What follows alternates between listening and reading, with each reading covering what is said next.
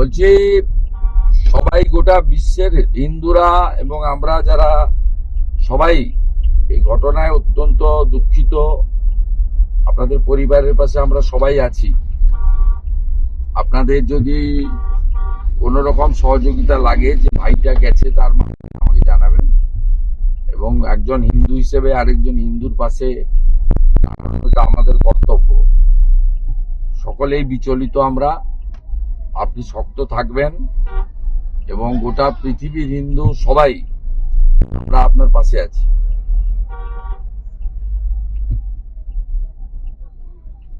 ভাই ফোনটা নিন।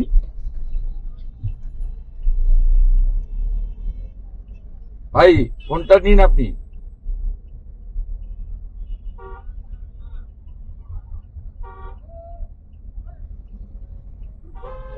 ভাই ফোনটা ধরুন, যে ভাই ফোনটা ধরেছিলেন ফোনটা নিন।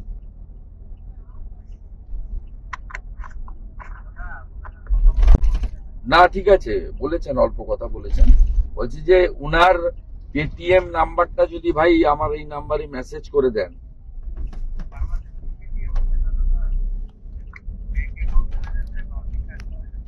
না, আমরা ভারত থেকে টাকা দিতে গেলে পেটিএম ছাড়া দিতে পারবো না।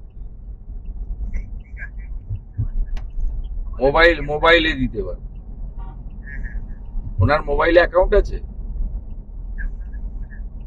আছে। আচ্ছা, তাহলে ওই নাম্বারটা, অ্যাকচুয়াল নাম্বারটা ওনাকে দিয়ে যদি পাঠান, কারণ অনেক নাম্বার ঘুরে বেড়াচ্ছে তো, ফ্রড হতে।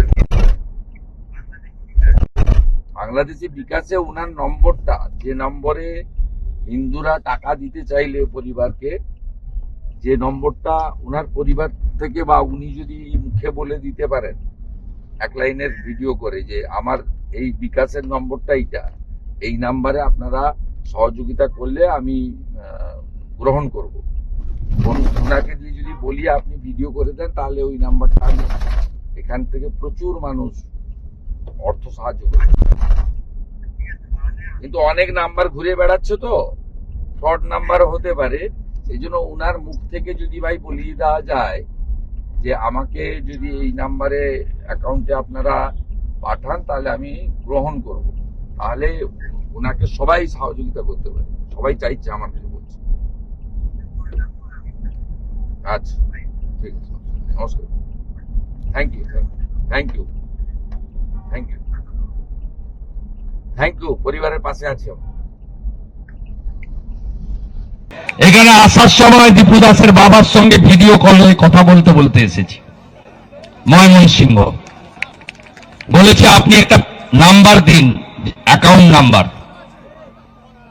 বাংলাদেশ থেকে মুসলমানরা বাবরি মসজিদের জন্য টাকা দিতে পারলে ভারতের হিন্দুরাও দীপু দাসের বাবাকে, ভাইকে টাকা দিতে পারবে।